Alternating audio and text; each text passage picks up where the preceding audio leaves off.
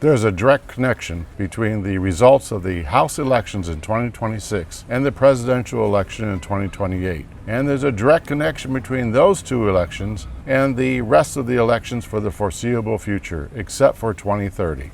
Hello everybody, and welcome to the Honor and Knowledge channel. We're here in South Florida on our tea hut on a beautiful, warm afternoon.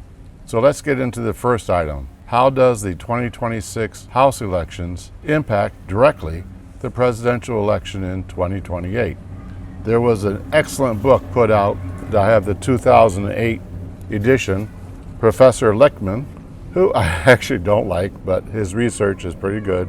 Professor Lichtman has 13 keys. His extensive research, based on history, pretty good, pretty solid for predicting future elections with regard to the president. He has 13 what he calls keys to the White House. And for the incumbent party, that party that holds the White House, to win the next election and keep the White House, they have to get 8 of the 13 keys. Yep, it's just not a majority. They have to get 8 of them. And of the 13 keys, there's one that the Republicans already can't get, because that key is key number 3, incumbency. The incumbent party candidate is the sitting president. Well, since President Trump is not running again in 2028, we don't get that one. So in reality, for the Republicans, we have to get 8 of the remaining 12. And one of them is up this year. Key number 1, incumbent party mandate. After the midterm elections, the incumbent party holds more seats in the U.S. House of Representatives than it did after the previous midterm elections. It's important to note there, not the previous election, but the previous midterm elections. So this actually is where the Democrats get screwed by what they did in order to, as I call it, conduct shenanigans and manipulate the vote back in when? Not 2024, but 2022. In 2022, the Republicans regained control of the House with how many seats? 222. Remember, Kevin McCarthy was elected the Speaker of the House? So 222 seats. So that makes it easy. The magic number for the Republicans on the number of House seats they need in order to get this key to support the 2028 presidential elections going towards the Republicans is one more than 222, 223. Now, the reason for this key is that it sort of provides an insight into the general population being supportive of the incumbent in the White House's policies. So let's just take a few seconds and listen to Speaker Johnson speak on the support of President Trump's policies. Well, we're excited about the midterms. We're bullish that we are going to defy history and grow this House majority, and we're going to do it on the basis of common sense, Kayleigh.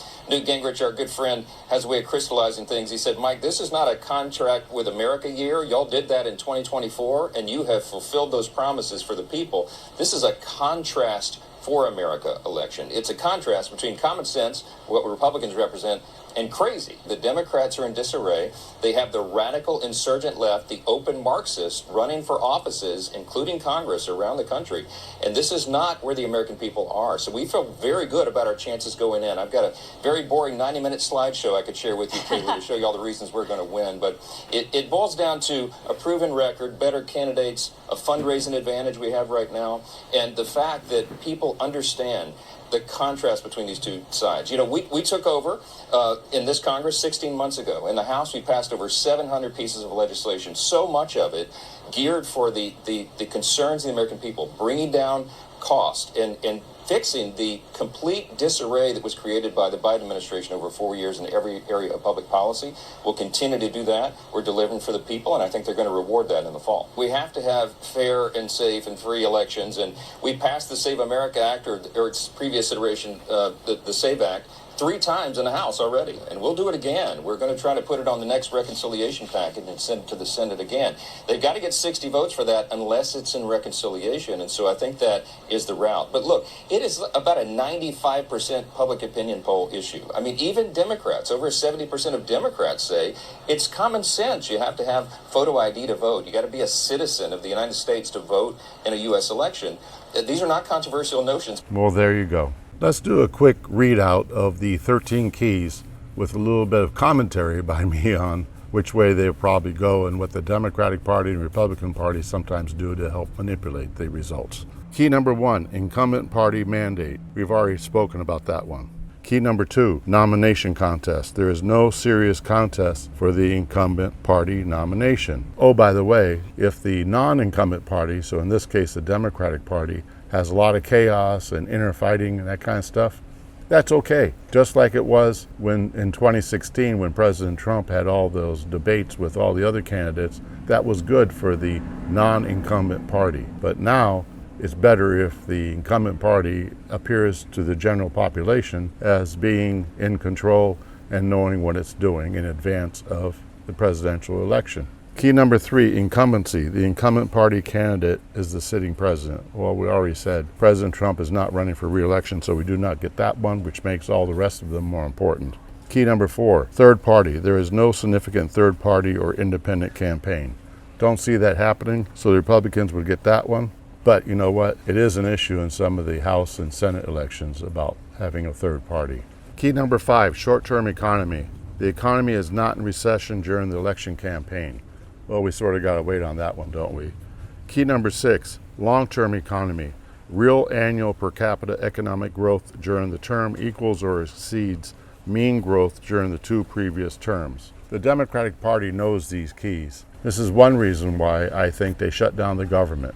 Besides making it look good for their people, they want to create as much pain and discomfort and crises for the general American population. They believe that if they impact people's financial status or cause the country to have a recession, key number 5, or have a downturn in our economy and impacting negatively the gross domestic product in a big way, that they'll win.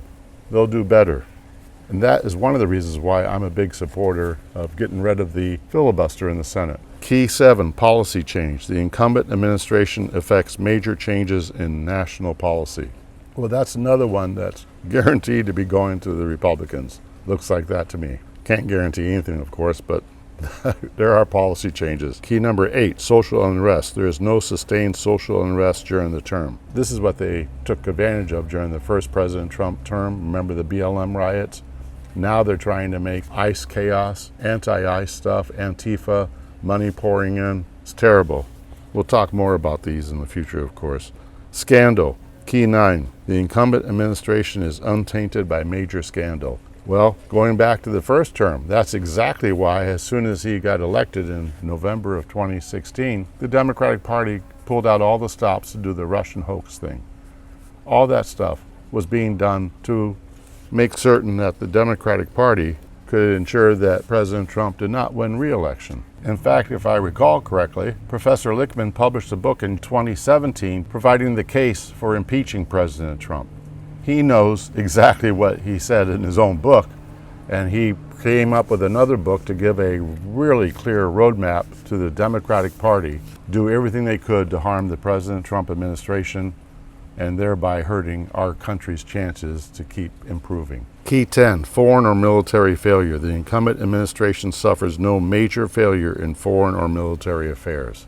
You can see in this one exactly why the Democratic Party at every turn, except for Senator Fetterman, bless his heart. Thank you, Senator Fetterman. Why the Democratic Party wants to hurt the President Trump administration's attempts to take care of the significant threat from the Iran government. This is it. They want to hurt our country in order to regain power.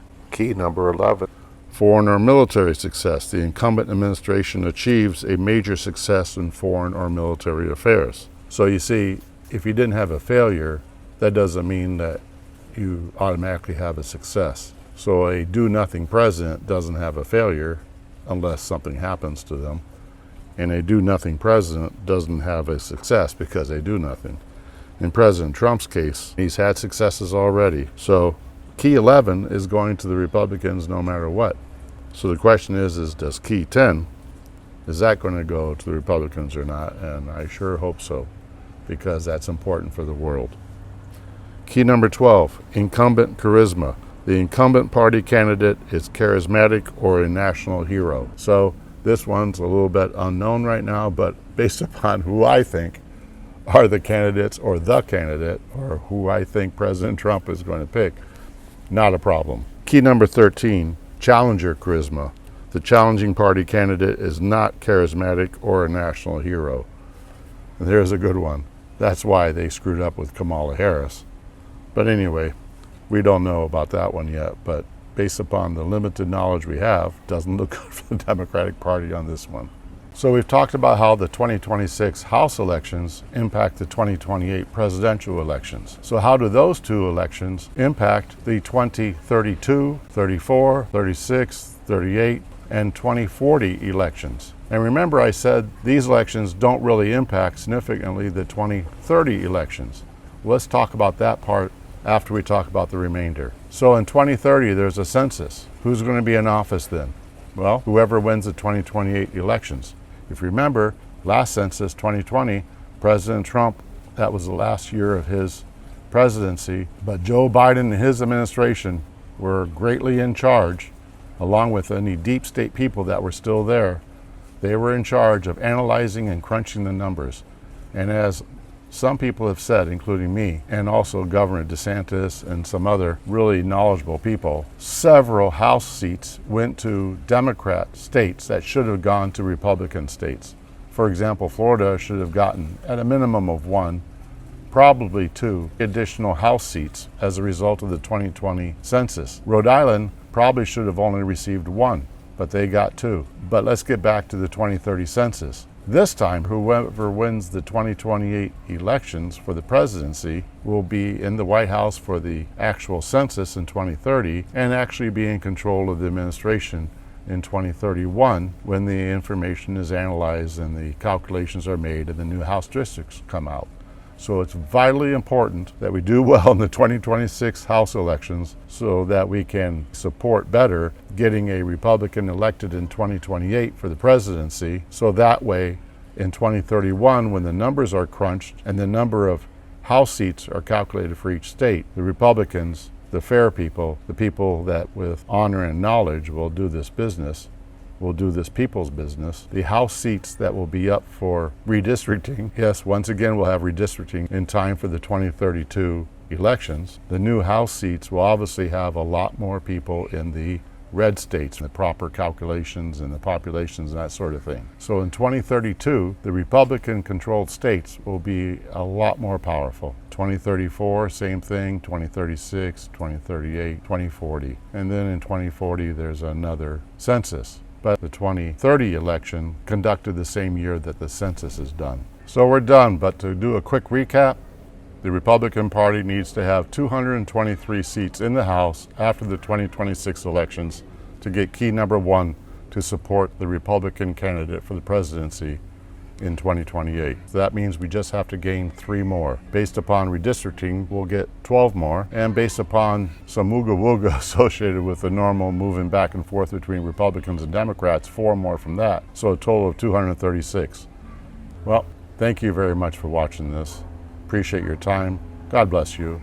God bless President Trump and his administration. Pray for the military. God bless these beautiful United States of America. Thank you for watching the Honor and Knowledge channel. Goodbye.